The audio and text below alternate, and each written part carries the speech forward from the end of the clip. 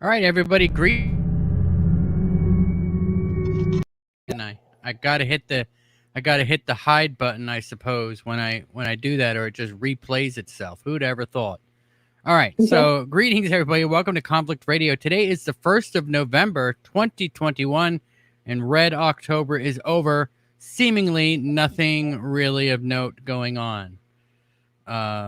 I suppose maybe we gotta wait till next October for something to happen. Anyway, let me give a shout out here to everybody that's in the chat. I see Sapphire Sun is in here, Sapphire Elf, Woolly Booger is in the house, Wendy Williams, the Happy Plague Doctor, Vash Wolfwood is here.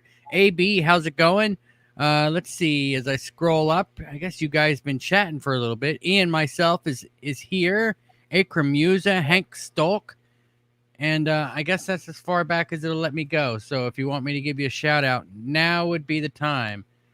It's the second here already? Hank Stolk says. Yeah, I guess so. All you guys in Australia, you're there. Kinda classy, kinda cola says holla, and Joshua Elcock is here. Hugh Darn, and I guess I've got everybody that's at least made a comment. So we've got some people here in the room already. Let me introduce today's guest. We have Dr. David Bettenhausen and Carla Bogni-Kidd. They are here. They have been close friends since 1998, feeling a deeper spiritual kinship for each other. Dave and Carla had spontaneous memories of 29 past lives together while meditating. They went on to get past life regression training with Dr. Brian Weiss.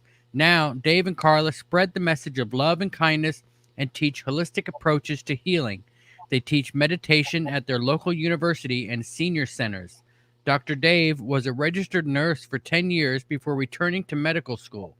He recently retired from his private practice. Dave now serves as vice president of medical affairs at a small Midwestern hospital, and Carla recently retired as his office manager. They now share their message together. The gift of past lives and love is the answer. Dave, Carla, welcome to Conflict Radio. How are you guys doing today? Great. Thanks for having us. Yep, we're doing very well, Michael. We're pleased that we're on your show. Yeah, it's awesome to have you guys on. We're going to be talking about some pretty neat things. I guess first off, we got to get right down to, I guess, what you guys just said in the intro there. 29 past lives together?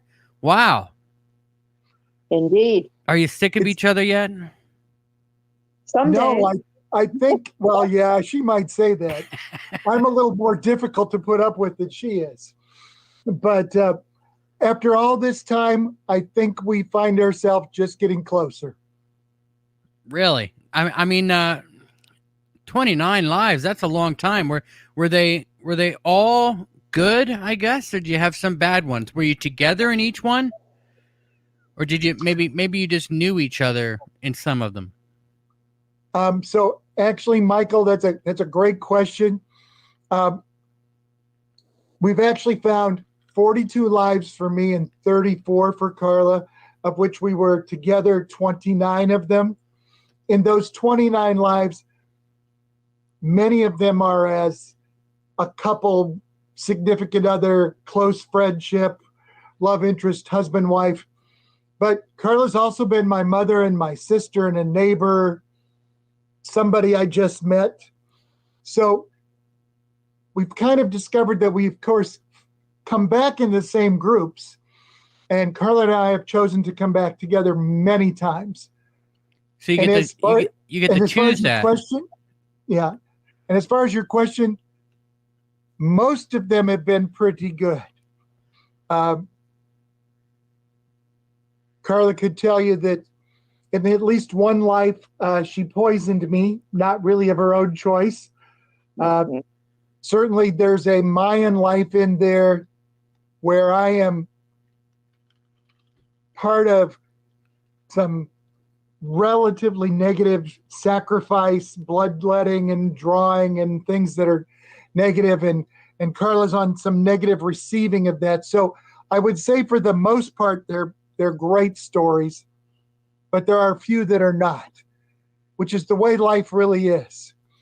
You know, we've all been saints and sinners, of some kind. Yeah. So first off, how did you guys meet in this one, and how long did it take you guys to realize that there was something strange going on with your meeting? You want to take that, Carla? Certainly. Well, Dave and I had been working together for many years, since 1998. And there came a day when the government mandated electronic medical records. And of course, we're not in our 20s and 30s, and we were used to charts with a little bit of computer, but most of our records were on paper and charts. And so we had to implement the system, and it was really overwhelming. Dave was putting in 12-hour days. And Dave is normally a really nice guy, kind of a cross between Fred Flintstone and Yogi Bear. But he was really just, unapproachable. He wasn't joking. He wasn't happy. And I finally said to him one day, we need to do something. Do you want me to call a counselor? And he just, kind of sloughed it off. And then I was reading an AARP magazine, of all magazines, about the benefits of meditation. And I brought that in and I said, Dave, what do you think? How about as an office, we meditate? And he said, all right, let's give it a try. So we did. And in the beginning, we were in a small office. In the beginning, the other girls joined us and then said, we don't want to come in early. So we did that for a couple of days. And then on the third day, Dave and I meditated together. And afterwards, he came up and he told me that he thought that I would think that he was crazy for what he was about to say to me. But he said, I think I was talking to your mother. And now my mother had died 18 years before, and Dave had never met her. And he said she was really happy and jovial, and she kept showing me a shoe. And of course, my first thought was, why did my mother come to you? That kind of ticked me off. But then I said, okay, a shoe. And I went over to the computer and I Googled ballroom dancing shoes. And the reason I did that is because my mother was a ballroom dancer. And, Dave may have heard that once in passing, but he did not know the exact shoe that she wore. So I brought up Google search, and about 60 or 70 pairs of shoes came up on the screen, and I said, which one? And he went over and picked the exact shoe that my mother wore every time she ballroom danced or to church or dress up, because it was kind of a low pump, open-toed sandal. And my sister also worked in the office at the time, and we both looked at each other like, how can you guess that out of all of those? So she went in the back and she brought up her wallet with a picture of my mother, and she turned it around to Dave, and he looked at it. He got real emotional. And we said, what's the matter? And he said, that's the woman I was talking to. So, of course, this started us meditating regularly, and Dave started to get lots of images of pictures and things and words, and we started writing everything down because none of it made any sense. And then one day, after my mother had talked to him, then Dave had another visitor, and I'll let you take that, Dave.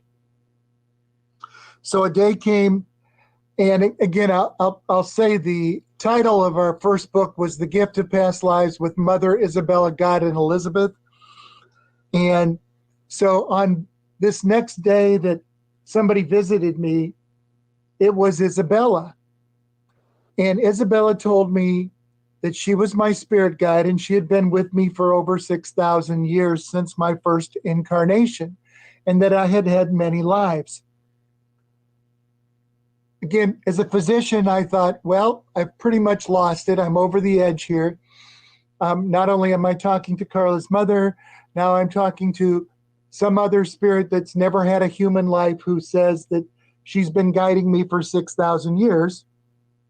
And I just really didn't know how to deal with that. And then not shortly after that, again, we were seeing pictures of various things. I didn't know what any of them meant. And I had this memory from this life in 1962 when I was 3 years old. And I remembered running on a beach in Boston, and I told Carla and Paula that about my memory of a beach in Boston. And they both looked at me and said, when did you live in Boston? because Carla and Paula had been from Boston and I had grown up in Iowa.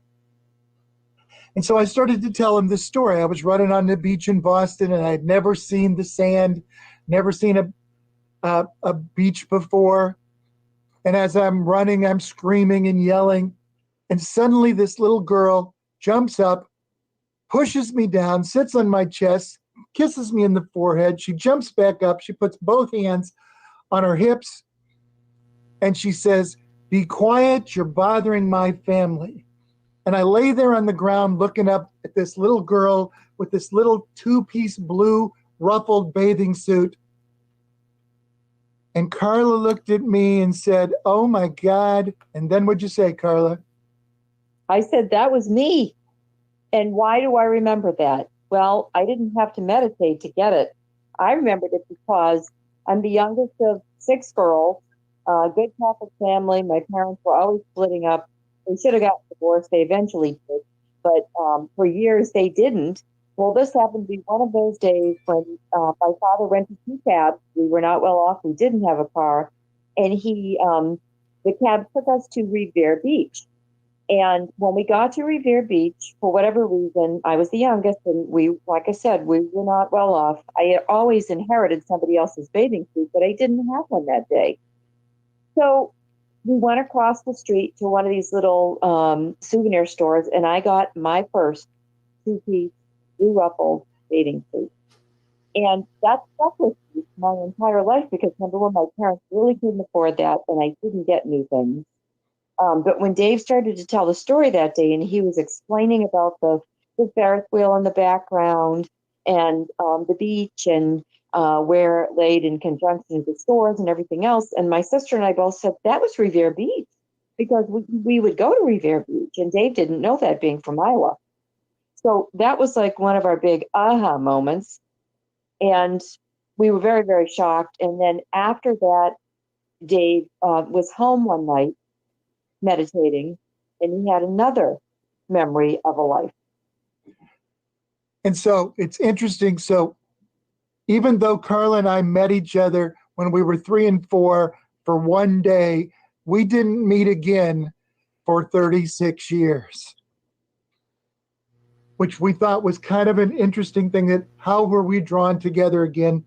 And then I had this memory one night while meditating, and I was suddenly found myself standing in an alley, and it was dark. And I looked across the alley, and there was this blonde, and Carla's blonde, and she has very steel blue eyes, but there was this blonde, steel blue-eyed young woman standing across the alley, much younger than I had ever remembered Carla being. And I could tell it was Carla, even though she didn't look like Carla, because she had her hair slicked back and she had a little gold band in her hair and some ruffled skirts. And as I looked, fringe skirt. And as I looked across the alley, I saw a light flash. Then I felt a thump in my chest, and I was thrown back on the ground, and I realized I had been shot, and I was bleeding, and it was getting cold, and it was getting dark. And I heard the young woman say, "JJ, I lied. I loved you." Now, I had no idea what any of this meant until meditating again, and I got more of the story. And I realized that I had met this young flapper at a wedding of a man named Angelo, and that after that wedding, I had asked her out, and she met me for breakfast, and we walked around the shorelines of Chicago, and she told me about being born in Bullock, Georgia, to James and Anna Donaldson, and that she was one of 11 kids. She wanted to be a dressmaker, and that she worked for Angelo in a speakeasy called DeAndre's. All right. I told Carla all this, and Carla, being the curious woman she is, ran out on a mission. And so a day she was off work. Tell them what you found, Carla. Well, of course, I went to Ancestry.com, And I was able to find many Ruby Donaldsons. Luckily, I knew a little bit more information. It was quite a common name in Bullock, Georgia around that time. But I knew that her parents were James and Anna Donaldson and that she was one of 11 kids. I was able to corroborate that. Additionally, I found a newspaper article from the wedding of Angelo Jenna to Lucille Spinola, January the 10th, 1925, at Ashland Auditorium in Chicago. And there was another picture of their wedding cake. It stood over 10 feet tall. There were 3,000 mobsters. We also later found another article on Henry Spinola, who was the banker that Dave worked for in that life, and he was actually killed on January the 10th, 1926, just 1 year later, and we also found that article. So we had some corroborating evidence there. And our memories kept coming, and there came a day when I came into the office and said, Carla, I have to tell you about the rest of this memory. And I was standing there, and as I'm talking, it's like I literally became J.J. Wright, this man from 1925, before I was even born. And I'm talking to Carla, and suddenly Carla starts finishing the sentences and answering the sentences before I get there. And she has the same memory that I do from 1925, before we're even born. And that's pretty cool. Very cool. And as we were going through all this, it becomes, something that we can't put down. Certainly it didn't match anything that I knew about. We soon, started doing research, and we found research by Ian Stevenson, James Madlock, Jim Tucker, about kids who had spontaneous memories. We started reading stuff about past life regression, again, where people were finding out about their past life memories. We started doing lots of research on hypnosis, meditation. And what we found out from my physician training is we found that during hypnosis, during meditation, where I had my memories, during the time between wake and sleep, when some people dream and they have past life memories, that there's an increase in alpha and theta waves in your brain, and that alpha and theta waves are all associated with memory. Then we learned about some modular theories in the brain, where it says the brain saves things as positive and negative since the day you were born, and how that's possibly related, that subconscious mind could follow you from life to life and save all of your memories. And we found out things like the first time you touch something that's hot, it burns you. And the second time you start to touch something hot, you pull back faster. Well, what if the memories of a negative thing in a past life were things you could remember? We went to the Omega Institute and we trained with Brian Weiss and his wife Carol on past life regression. And he was a psychiatrist who was the head of Mount Sinai down in Florida. And he used to do regression on people to see if they had childhood problems. And as a psychiatrist, he suddenly had people go back in time before they were children and start to remember past lives. And so we trained in past life regression. We continued to meditate. And even though our memories occurred during meditation, we started to count these lives. And we found lives from up to 6,000 years ago when Isabella told us our first life. And we continued to find them up into the present. And during those memories, Carla and I would find each other. We also found other people in our lives that kept returning. And we soon realized that we all returned in these soul groups. And the soul groups could be either family mates, somebody you worked with well or came to help you, or karmic mates, people who kept coming to test you. And that led us into a lot of discussions on karma. All right. During all, yeah. So that's where we're at this moment. Let me ask you this. You say that God, I I guess, is behind all of this, right? How do we know that reincarnation is a real thing? I mean, that's pretty controversial to say it's God's plan, don't you think?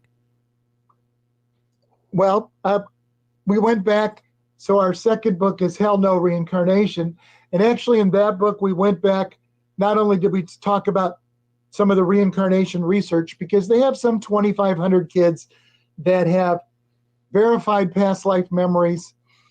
Some of them are these fighter pilots, people who there's one young man who remembers being a fighter pilot. He remembered the names of people on his boat. He remembered his boat. He remembered he was shot down over Japan. His parents thought that this little 5-year-old was just having strange dreams. And they went back and they researched it, and they found this guy named John, who was the only man on his boat, who had the same people on the boat, who had the name of the boat. He was the only man shot down over Japan and died that day. Those kind of memories keep coming up, and they found some 2,500 kids like that. We then went back and started doing religious look, and we realized that 33% of the world actually believes in reincarnation. When polled, 20% of Christians actually say they believe in reincarnation. If you start looking back at old Hebrew texts and Kabbalah, many Jews actually believe, and it's a common tenet of the Jewish faith in Kabbalah, that reincarnation occurs. Because if you don't learn all the lessons you're supposed to learn in one life, God will give you another chance. That was the Jewish belief. We all know Buddhists and Hindus believe, which brings up a large portion of those who believe. And there's actually a large number of now New Age beliefs related to reincarnation. And some of those people really don't have a belief necessarily in God. However, again, there was a day when I was sitting there and Carla asked me, "Who is God?" And I heard God say, "I am." And I started to cry because it was the most beautiful, warm feeling I'd ever felt. And when you start looking at all these things, and then you look at those people who've had near-death experiences, many of them discuss how the presence of God felt beautiful and warm. They discuss having a feeling of comfort.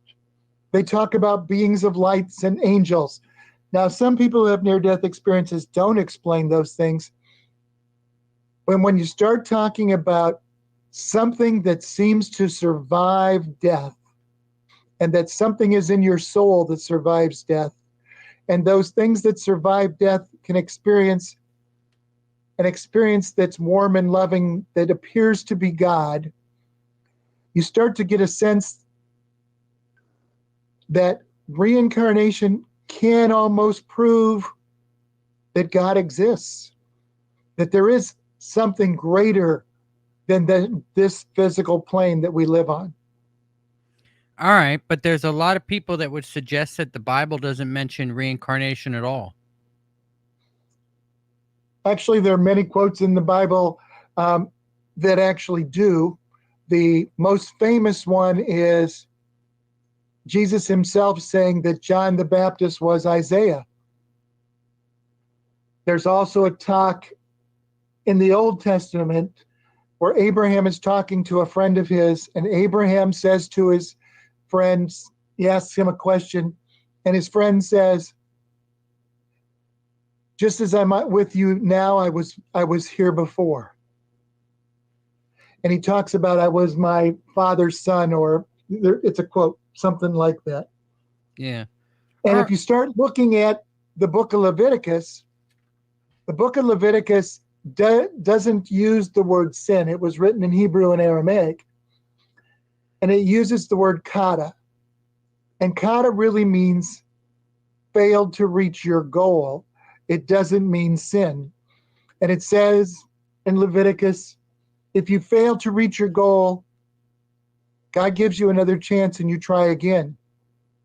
And if you look at the Old Testament, God makes a covenant with the Hebrew people, and they fail. And God gives them another chance and makes another covenant with the Hebrew people, and they fail. And then God makes another covenant with the Hebrew people, and he fails. And if you're talking about heaven and hell, the actual Old Testament talks of Sheol, which is just the place where people go, and it's called the Land of Atonement. And it's really the time between lives. And I've experienced some of my own time between lives with memories, and even my father's time between lives with memories. And so if you look at this and we start to compare it to even the world of consciousness that is now out there in the quantum physics world, we're talking about something that outsurvives the physical experience. And even on your show, you have people who have experienced ghosts, a life that extends beyond the physical experience. Oh, I don't doubt at all that we definitely move forward in one way or another. But let me ask you this: have you ever lived the same life again?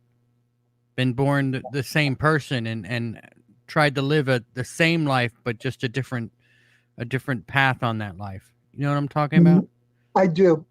But no, I've never had that experience, and Carla hasn't either, I don't believe. All right. Have you lived every life in this dimension?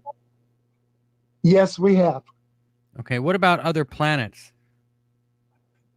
All right, we can talk about other planets. I'll give you a little heads up. The first thing I will tell you is, have you ever heard of the alpha constant? Uh-huh.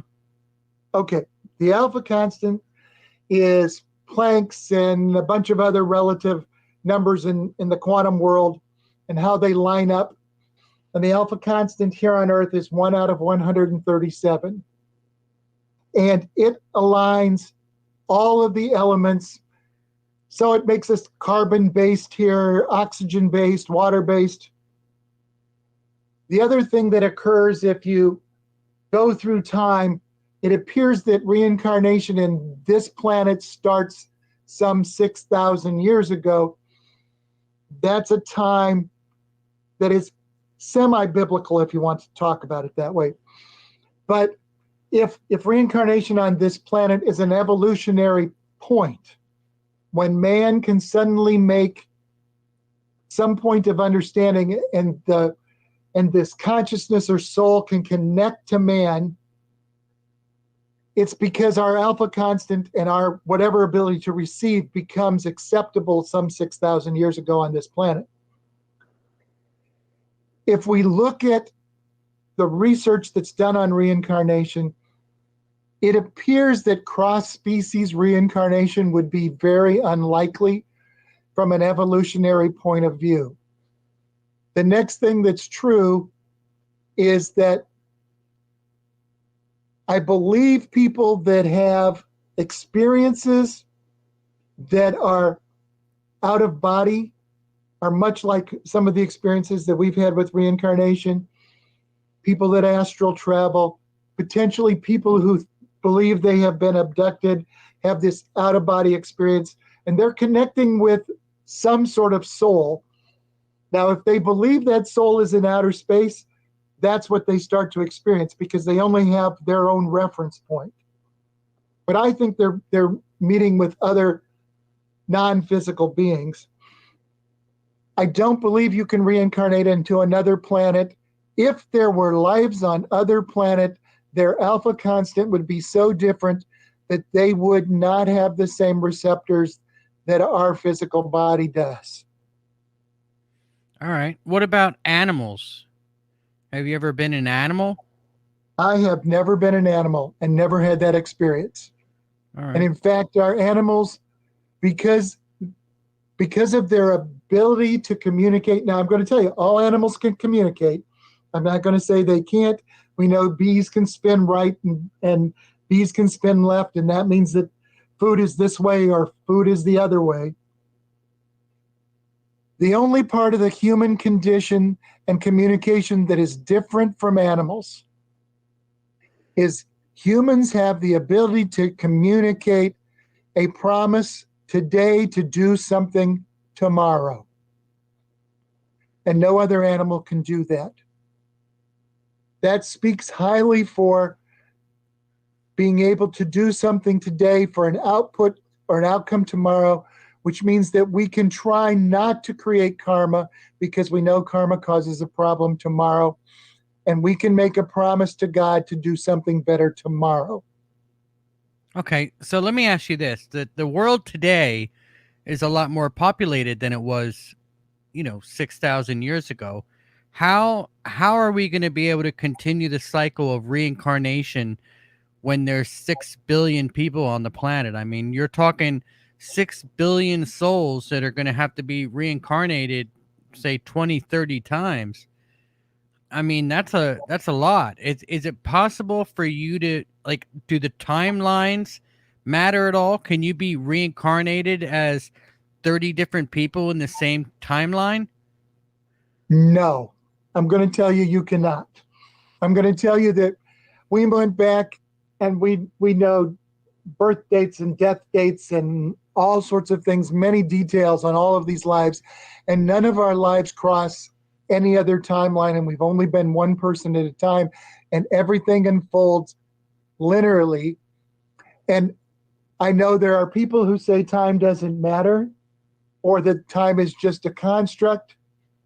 However, energy requires the definition of time. Cause and effect and karma requires the definition of time.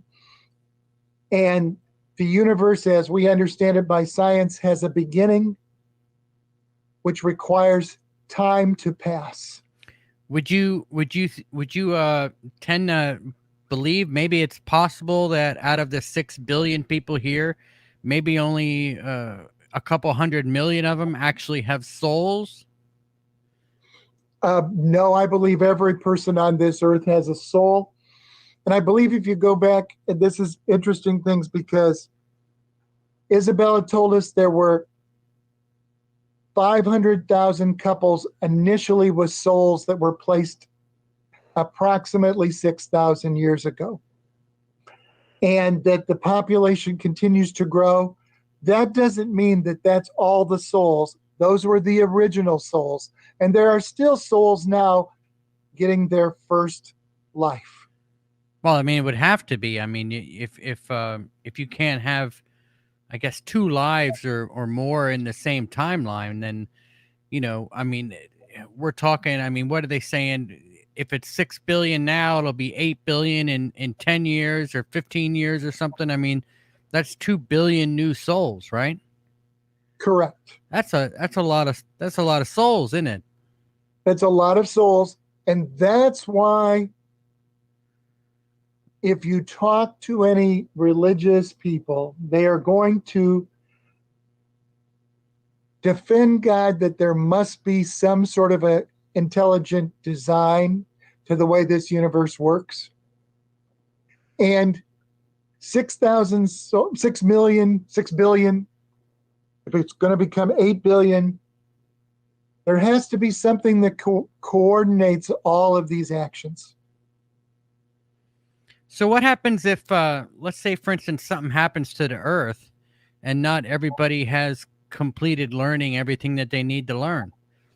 What if there was another dinosaur asteroid to hit Earth and that was it? There's, a chunk of the Earth floats off and there's no more life on Earth anymore.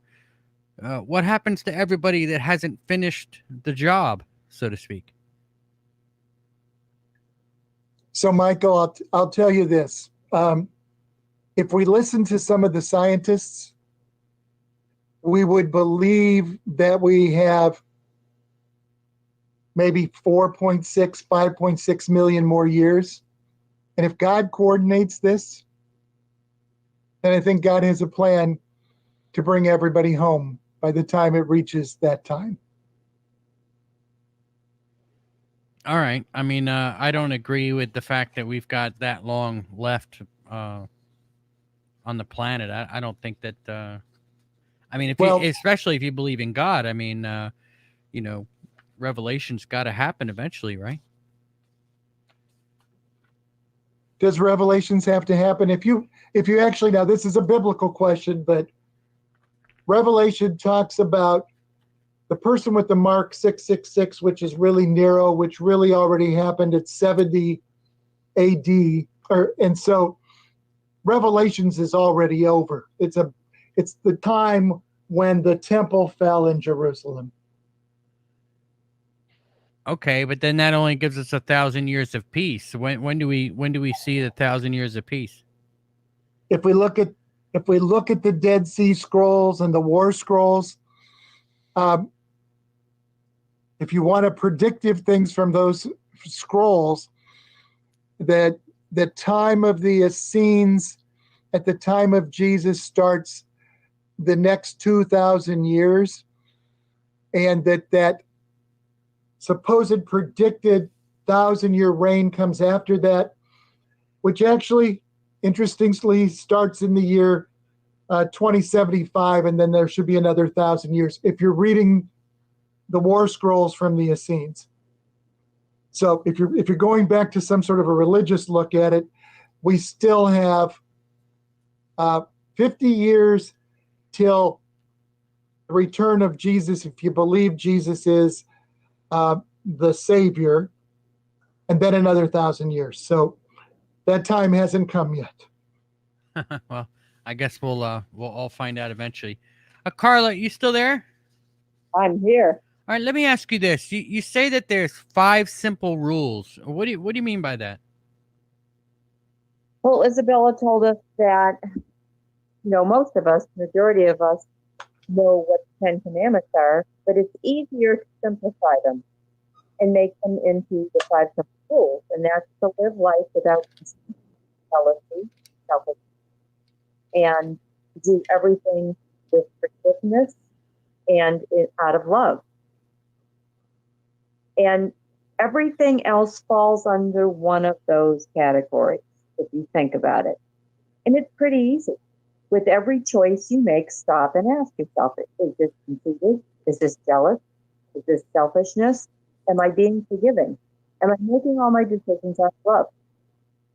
And if we could only do that and know that jealousy is such a wasted emotion or action, there's enough for everybody to go around. You don't have to want what everybody else has, because we have all been kings and queens. We've all been paupers. We've all been black, white. We've been Christian. We've been pagan. We've been Muslim.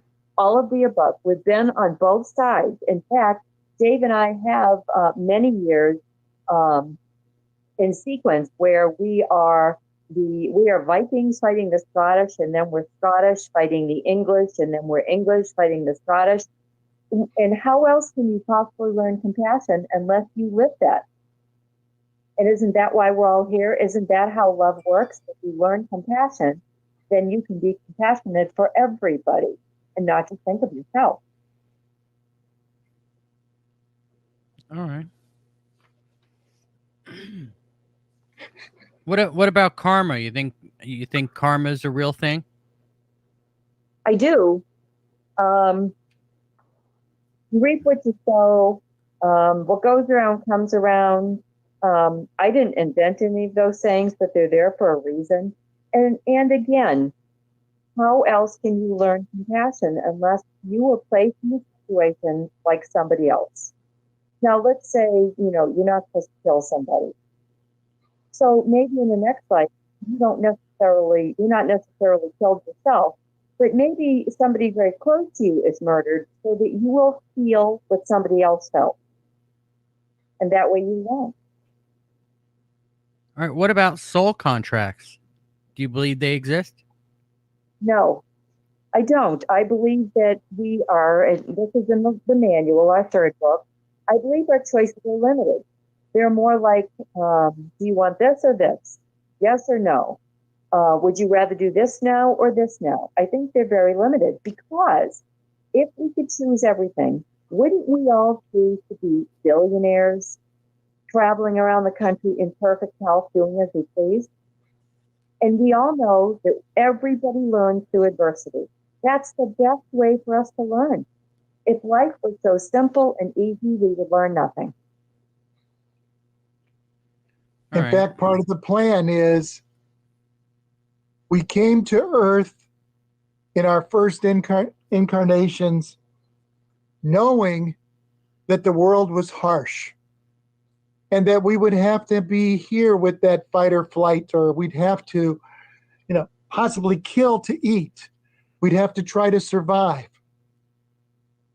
And so we have to be able to overcome something. But as we learn, we realize that we can work together in a way that we can actually survive better.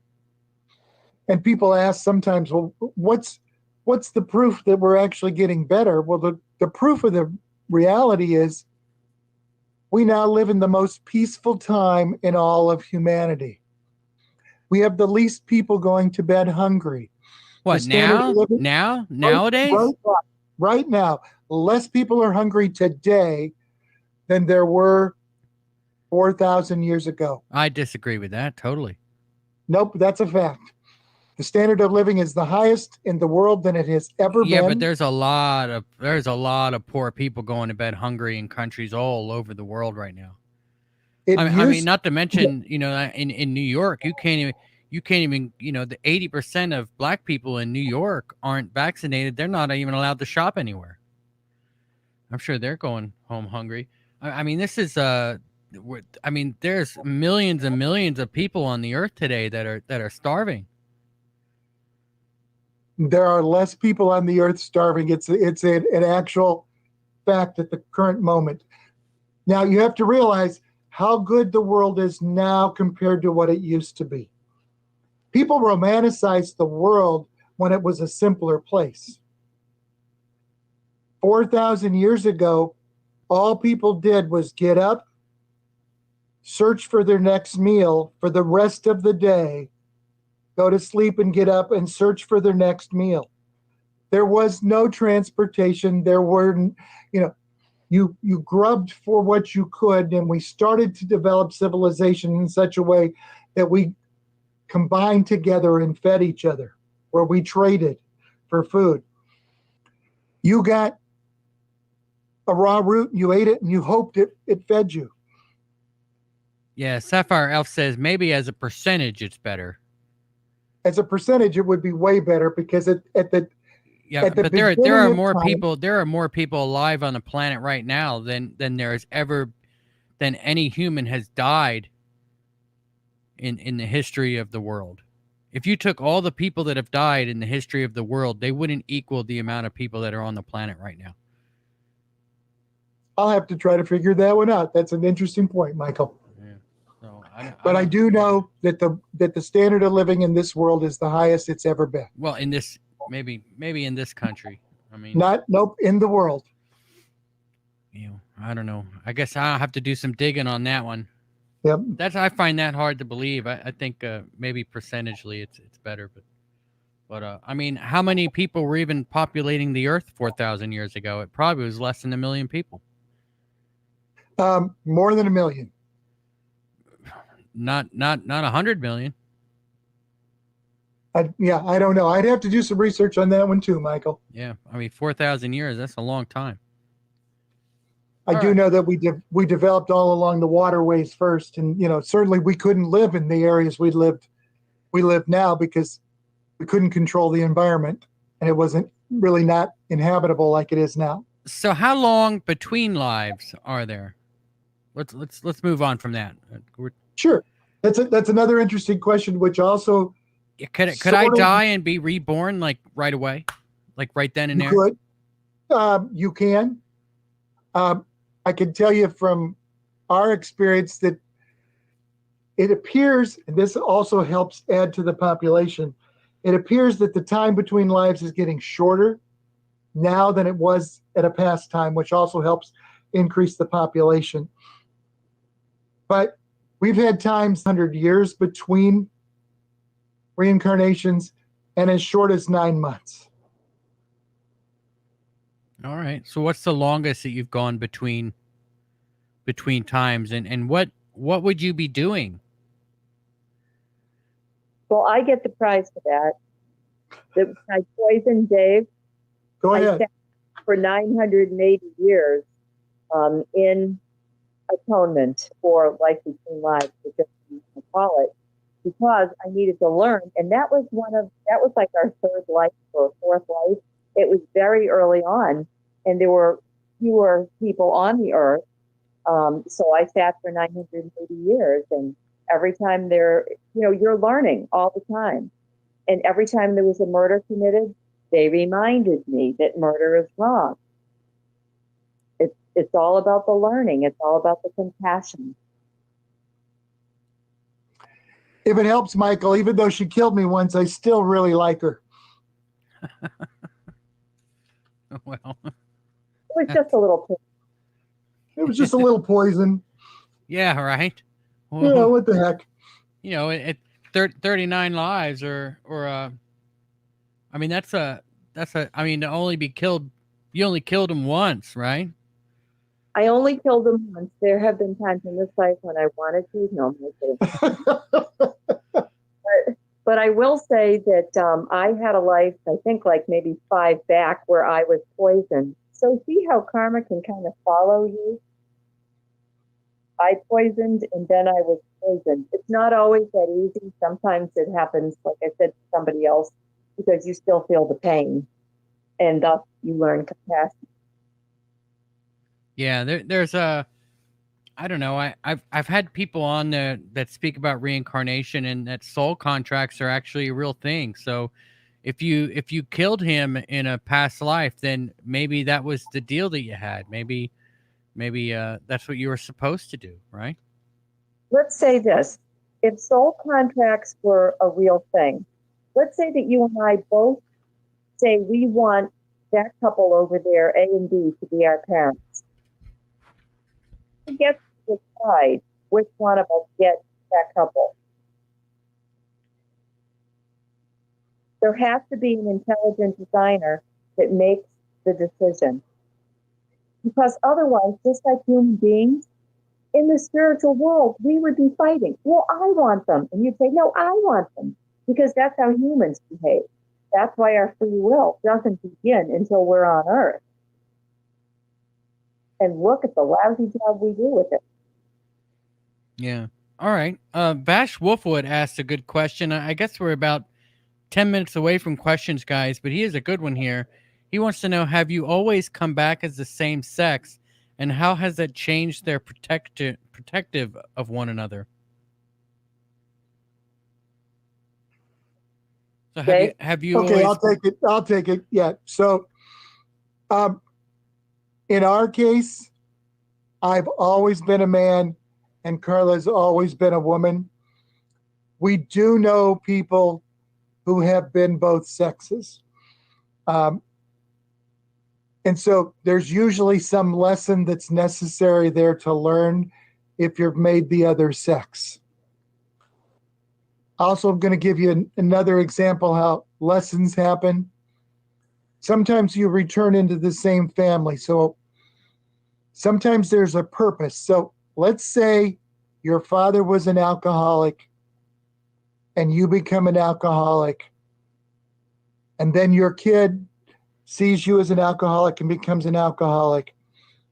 It's possible that your father will then return to that child, because someone has to break the cycle for the karma to go away.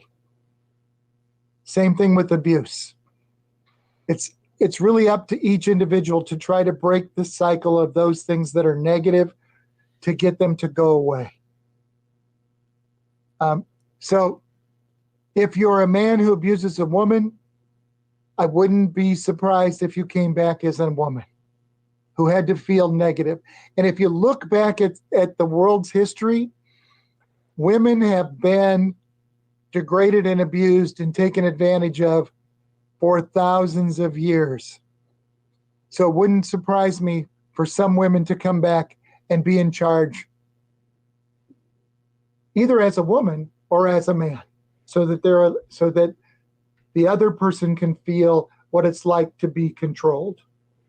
All right. Were you always the same race? No. Nope. Uh, I've been black 16 times. and I think 14 for me. I've also been Oriental, Mayan, which you can call Hispanic, I suppose. Yes. And, certainly Egyptian and Hebrew, what do you want to call that?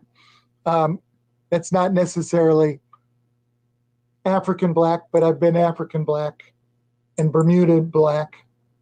We should say that in The Gift of Past Lives, our first book, we actually have 20 of our past lives together stories in there. And in those stories, there's the complete information, who we were, where we lived, and at the end of each of those stories, what we did that was negative that got us to come back again. And then in Hell No Reincarnation, which is our reconciliation with, the second book, it's our reconciliation with our Christian upbringing, our new information. Yeah, I'm losing you a little bit there. Let me ask you guys this: is this the first life that you've had that you've actually remembered your lives? Yes. So have you hid something for your future lives? Well, not yet. That we haven't even really considered that. Again, the problem is, even there seems to be a pattern. Like we had some Middle Eastern lives, and then we moved into England, and then there was a time I got on a boat and came to the United States, and then suddenly we were in the Americas. It seems that your soul somehow travels through places. So we could sort of assume we would come back to the United States if we were coming back to another life. I don't know where we would hide it and how we would tell ourselves, except if we find our book and read it. Well, you wouldn't want to write it in the book, because then somebody else would go dig it up. That's true. So you'd want to hide something and then keep it between the two of you, and then when you come back in the next life, you could be like, "Oh yeah, I remember the last life we figured it out. Here's that book we wrote. Remember we hid something for ourselves, or just put in the book how you hid something for yourself, and then go try to remember or do a past life regression into where you hid it, and then go dig it up." I think it's a great idea, Michael. Why not, right? Yep. Your next life, you could do a whole story on that. That would be awesome. Well, what if we're done this time and we don't come back? Well, you wouldn't be done if you hid something for yourself. I hope we're done. Yeah. Part of the approach to this is you're starting to talk about the third book, which is the manual, where we discuss how to get off the karmic wheel and how that's related to the 5 simple rules.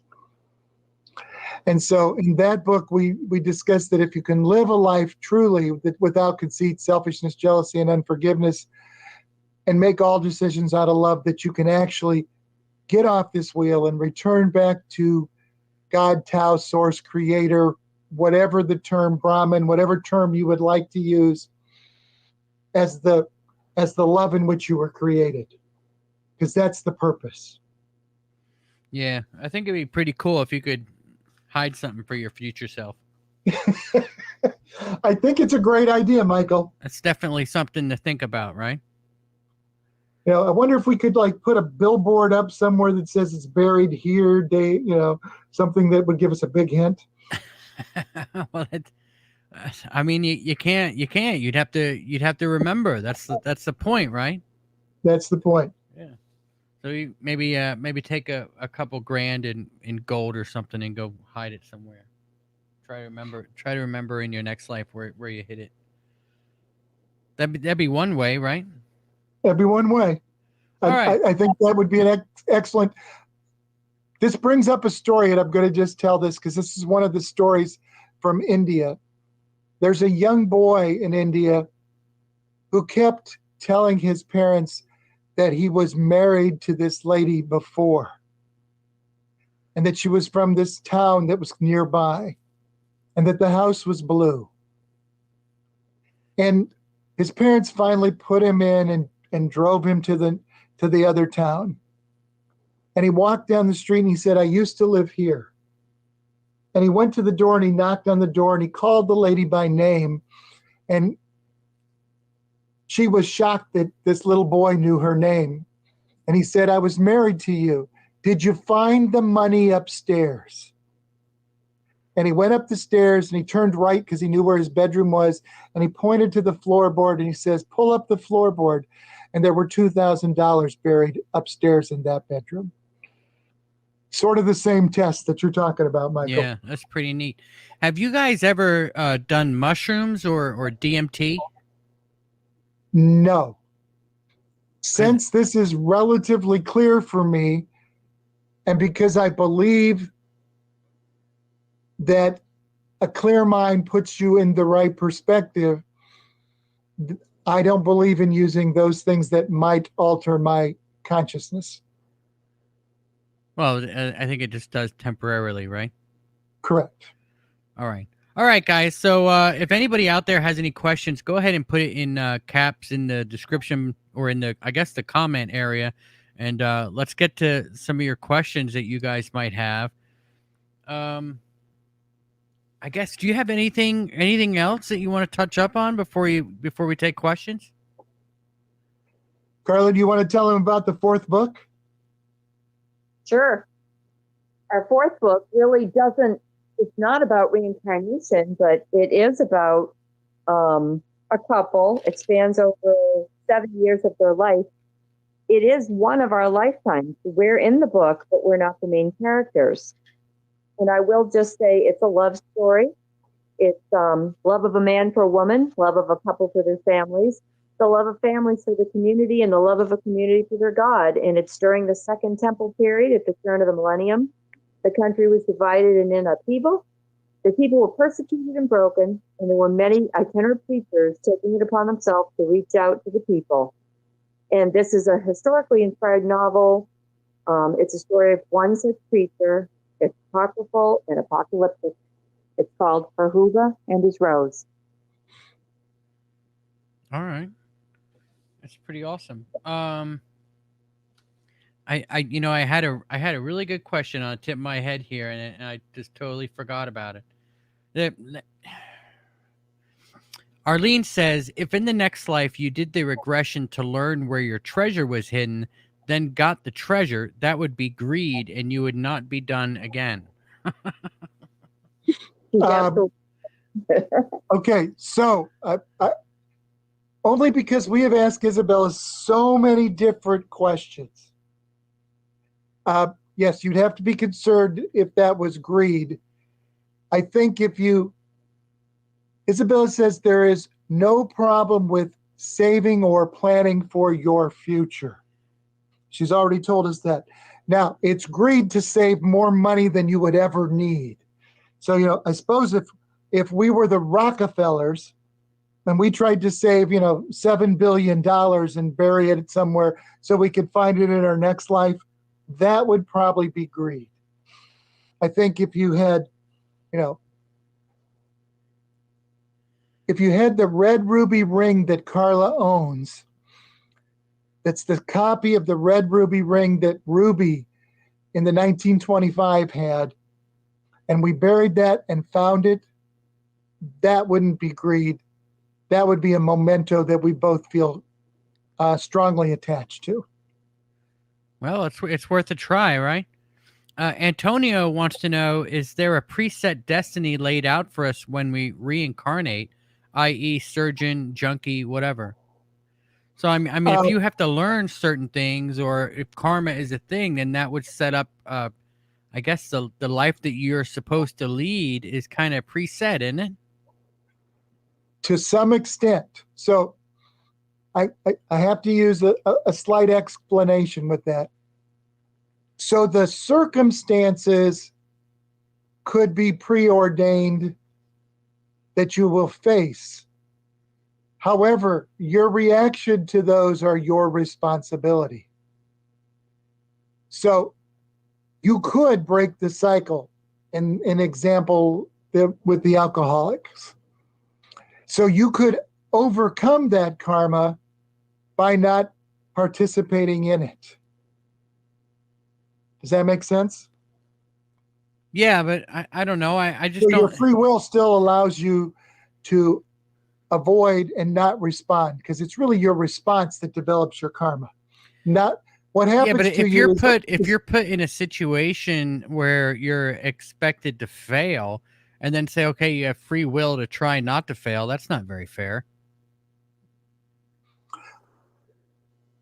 okay. So we'll go back to book 3 again, Okay. because the reality in book 3 is you're given help. And that's one of the things we explain in book 3. If your past life failure, and we don't like to call it failure, but if your past life test that you didn't do well is conceit, you're given a specific angel which helps you overcome conceit.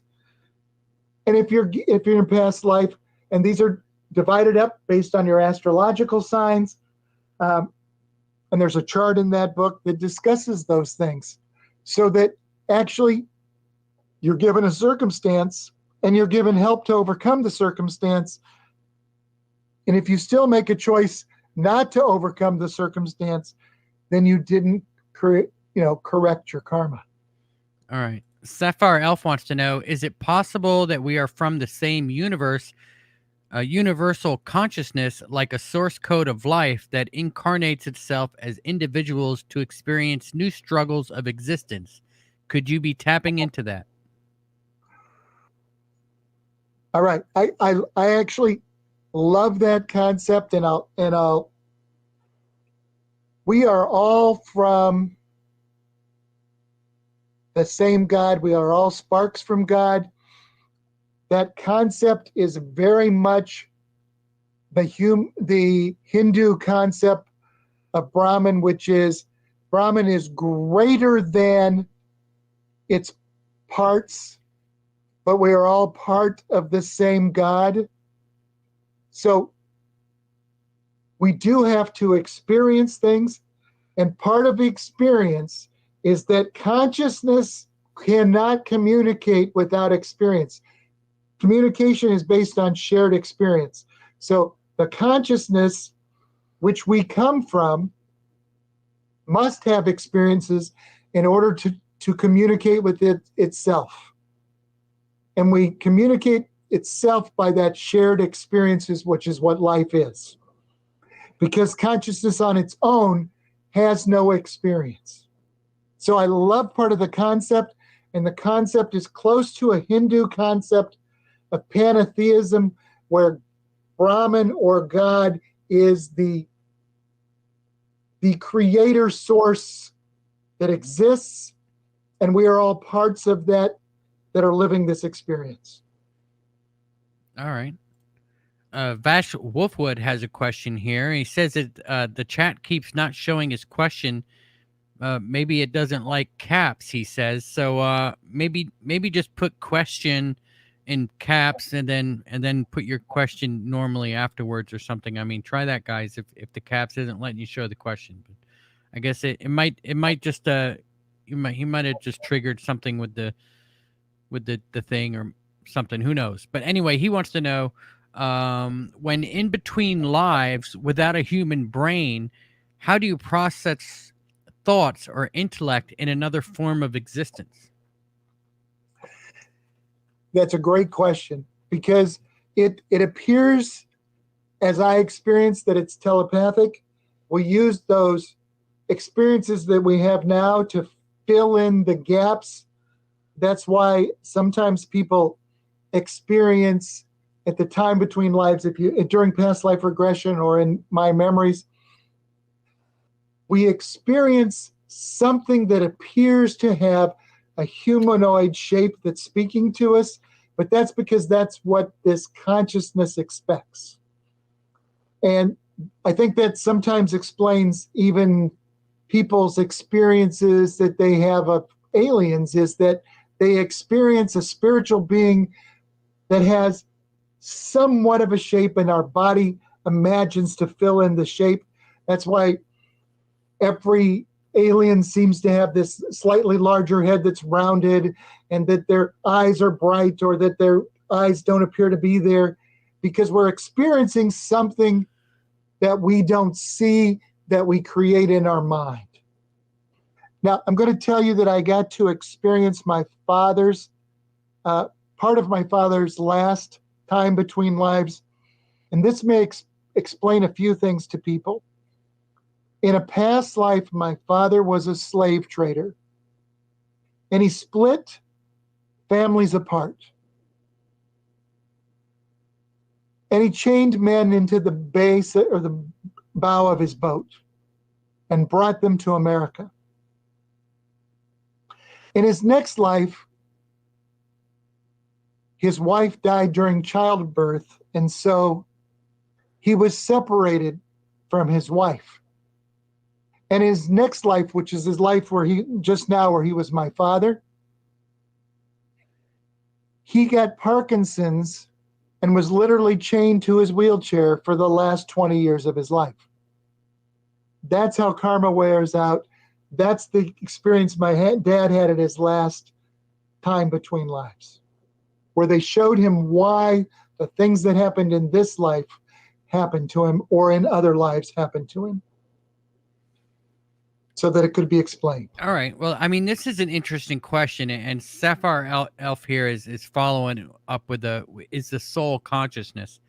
I don't think that the soul is the actual consciousness, because, I mean, let me ask you this: if somebody has a traumatic brain injury in this life, let's just say, for instance, they get into a horrible car accident and they get this brain injury and they can't remember anything that happened to them before the car accident. They don't even know how to walk. Are those memories of that life that person doesn't remember anymore? Are they going to be available to that person in the next life? Or are those memories just gone forever? If you want to believe in reincarnation, you have to believe that those memories are saved in the subconscious and that they're part of consciousness and that they'll be present in the next life.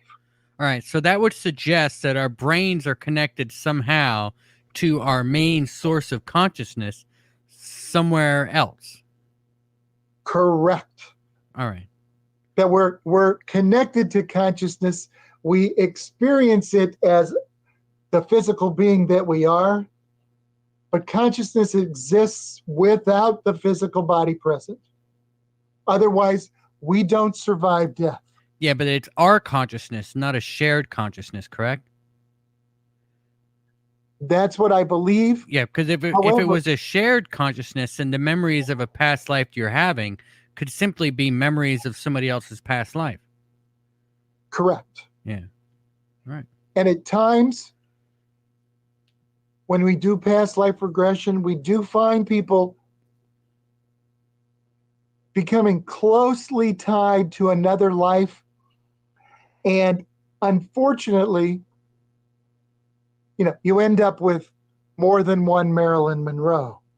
And you realize that somehow someone has been close to Marilyn, was potentially shown Marilyn Monroe as a example of something not to do.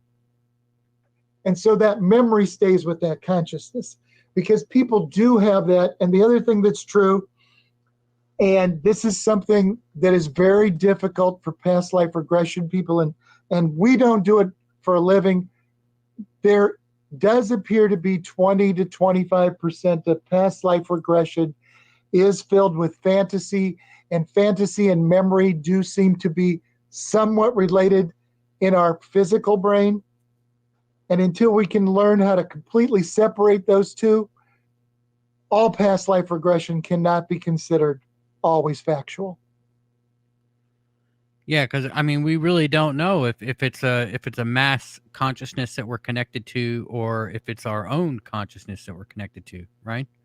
Right. And at some point, consciousness needs this experience, because the group consciousness, or if you want to call it, a set of us all running parallel consciousness, for us to someday communicate in a non-physical world, we have to have this experience so that we can communicate something, because we have a shared experience. So maybe someday the goal is to have this super consciousness where all of us are there and can still communicate. Yeah. Well, like, consciousness is a weird thing, isn't it? It is. Yeah. I mean, if you think about it, so if all of my memories are going up, are being, I guess, uploaded to a consciousness that's beyond this planet or beyond this earth, and I get into a car accident and I can't remember anything, or if I have a stroke and I can't remember anything, if I could figure out after my stroke how to connect back to my original consciousness, then I should be able to re-download those memories. I would say that's true, and that's a great place for study to go. I think that's a great idea. All right. All right. So Sapphire Elf says, if the soul is what gets incarnated on Earth as humans with free will, how did the Nephilim and demons and angels get here in physical form like in the Bible? I don't know if that's up your alley or not. I have read so much and asked Isabella so many questions, or Carla's asked me so many questions. Carla says if we go to the Isabella says, I get confused because Isabella and Carla are a lot alike. They're very positive individuals or entities. But if you go to the Book of Enoch or some of the Old Testament, what we find is a description of watchers. And we talk about those that are in the heavenly or unseen realm being God, angels, watchers. I want you to realize that while you are in the time between lives, you can watch what's going on Earth, and you are the watcher. And the fallen angels are not, the watchers are not fallen angels. The watchers are us, who've made mistakes in our past lives and have to return to this life. And what they're describing is you return to a new life and you have brought your past history with you, and you've brought that past history with you, and you're reintroducing it into this world.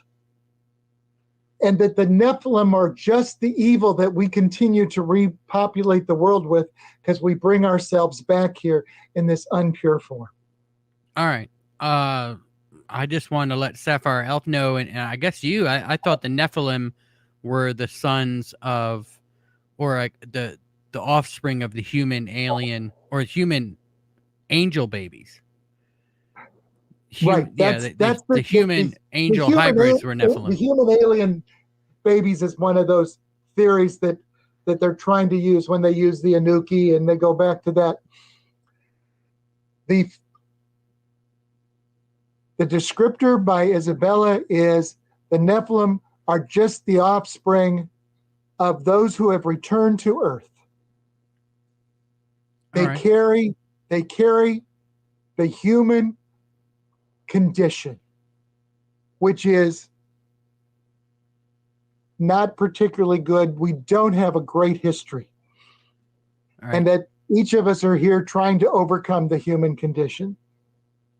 Incognito Man wants to know, can you hijack someone's soul?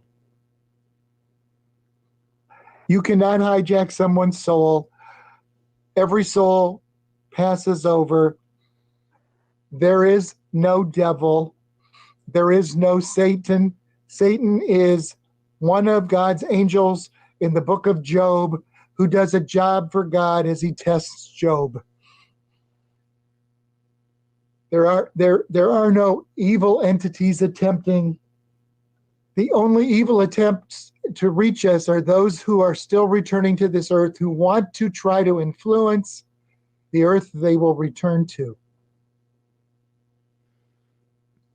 All right. I think there's evil. I definitely think that there's evil out there.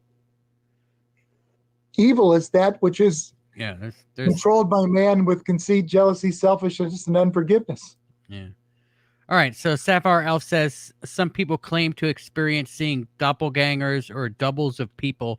Can that factor into reincarnation somehow? Yes. Carla, take this one. Well, when in the manual we describe what a pod is.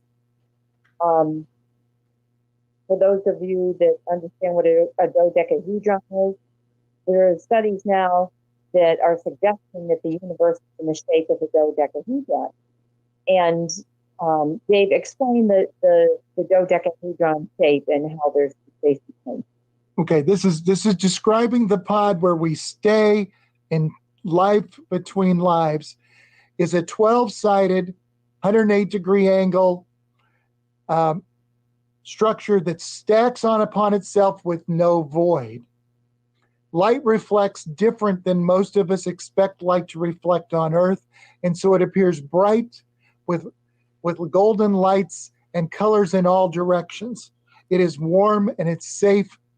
In this pod, when you were originally created as a soul, you were created with one spirit guide, and 3 like souls. And these 3 like souls can be explained why there are people on Earth that may look like you because they may be in your pod and part of the creation that created you. It can also be as you return life after life, depending on which time your soul consciousness enters the fetus, it can influence how that fetus will develop and what it will appear. Examples that they found in science in these cases that they've verified in children is they find birthmarks in the person who died in the last life, and the birthmark matches the child in this life. Sometimes it's where you were killed in a last life, you get a birthmark in this life.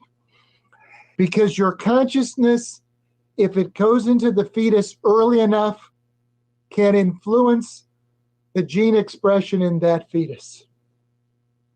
And so part of that past life can follow you, and you can actually look like that past life, or you may look like someone else in your pod. And so we may all have some doppelgangers walking around if they're in the same life that you are. All right. Vash wants to know, compared to past lives, are we currently on track for history to repeat itself because of current global events? That's a good question. So if we kind of live the same life over and over and over again in different lives, could that be what's causing history to repeat itself? If we think history is repeating itself, and now if we do talk about there have been events like the Holocaust that have happened over and over again where groups have banded against each other. So if we look at the United States, we appear as a country that is starting to have groups that band against each other. Certainly that is leading us down a path that has happened in history. And certainly we've all been people, and I've known people, we've regressed people and met people who have had past lives during the Holocaust, and they're present again. So certainly we should be trying to not repeat the negative lessons of history. Whether we know our past life or not, we still must try not to repeat those very negative lessons from history. All right. Was Satan right to fight back to gain free will? Maybe to obtain reincarnation powers?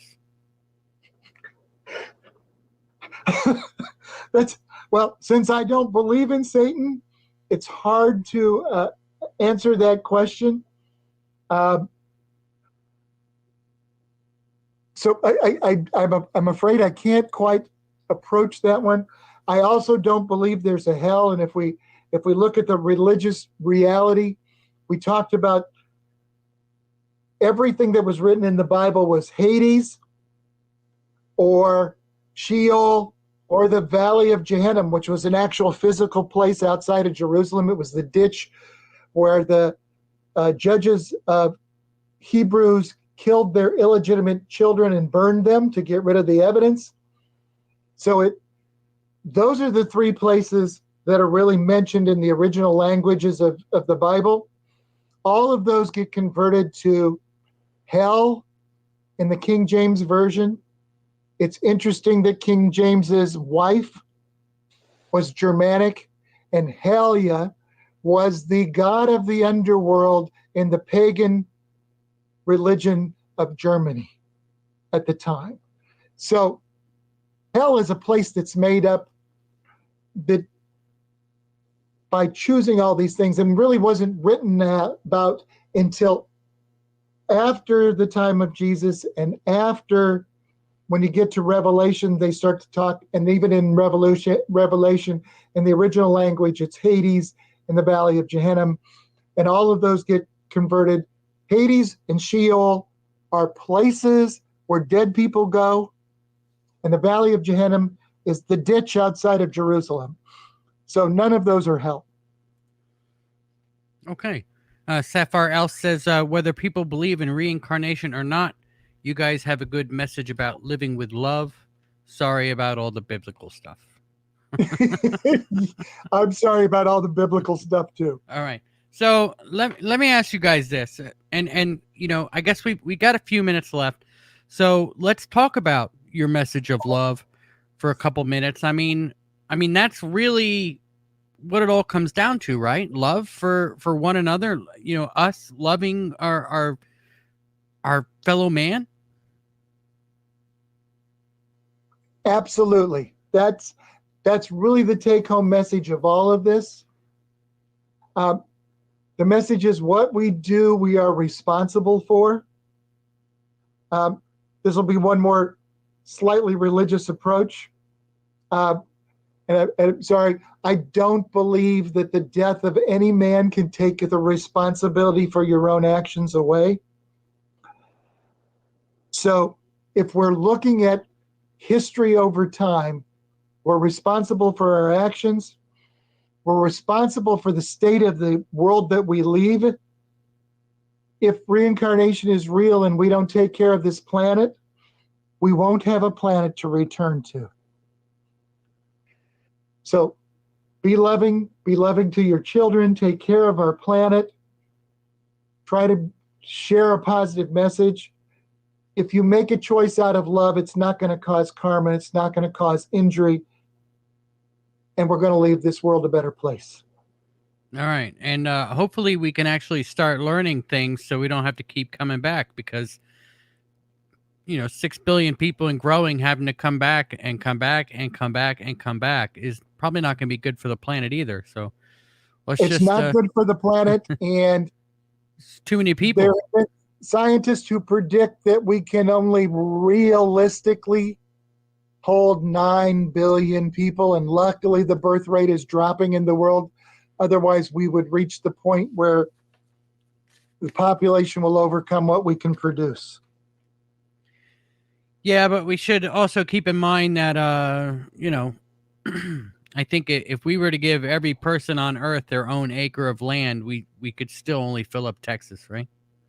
Right. I mean, there's a lot of people here, but there's still plenty of room if we just got along.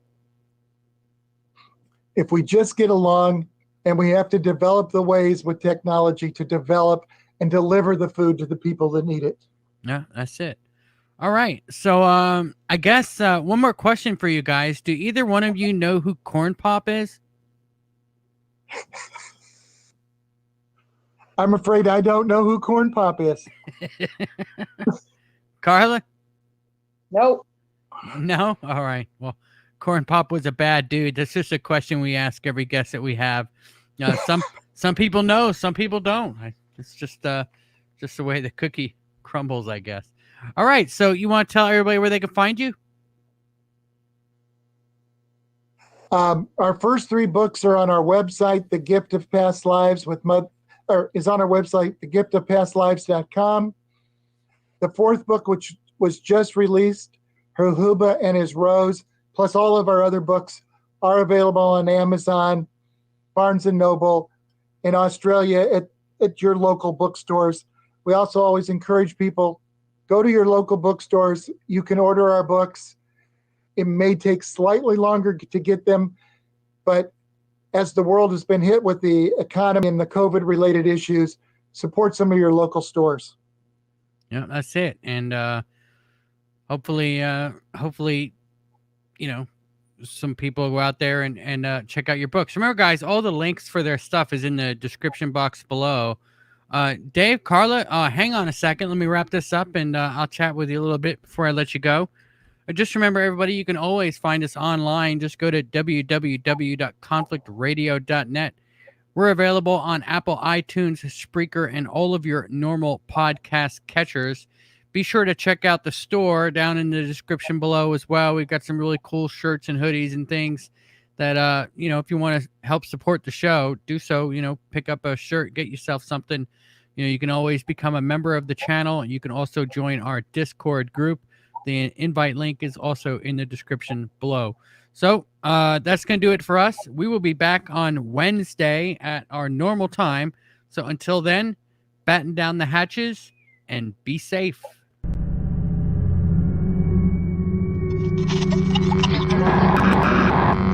Aircraft that were clearing. Talks about